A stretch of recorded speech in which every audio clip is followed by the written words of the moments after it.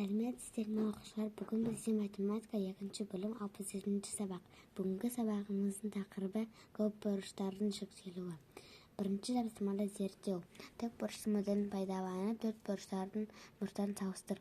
Не байқадың, қорытынды жаса. 1, 2, 3, 4 тік бұрыштар, тік бұрыш 3 шаршы. Екінші тапсырма. Әрбір тік бұрыштың түстері бірдей, қабырғалардың ұзындығын өлше. Не байқадың, қорытынды жаса. Екінші нөмірлі тік бұрышты сыз. Бірінші тік бұрыш ұзындығы 3 см, ені 1 см. Екінші тік бұрыш ұзындығы 6 см, ені 1 см. Үшінші тапсырма. Тік бұрышты моделін пайдаланып, тік бұрыштарын салыстыр. Әр тік бұрыштардың қабырғаларының ұзындығын өлше және салыстыр. Не байқадың? Бірінші фигураның ұзындығы 2 см, ені 1 см. 2 см. Екінші фигураның ұзындығы 3 см, ені 1 см. Үшінші фигураның ұзындығы 1 см, ені 1 см. Төртінші фигураның ұзындығы 3 см, ені 2 см. Төртінші тапсырма. Тік бұрышты үшбұрыштардың нөмірін ата. 1, 2.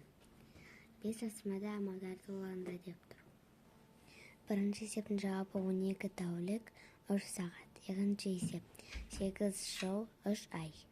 Үшінші есеп 5 см, 5 см. Төртінші есеп 28 килограмм. Алтыншы тапсырма. Дәптерге сыз. Барлық бұрыштарды тік 4 бұрыш, 2 тік бұрышы, 4 бұрыш, барлық бұрыштары сүйір 3 бұрыш. Мынау тік 4 бұрыш, мынау сүйір бұрыш.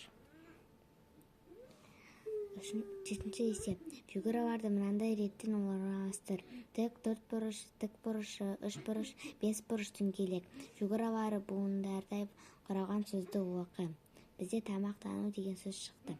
Осымен біз сабағымыз аяқталды. Менің каналыма тіркелуді ұмытпаңыздар, сау болыңыздар.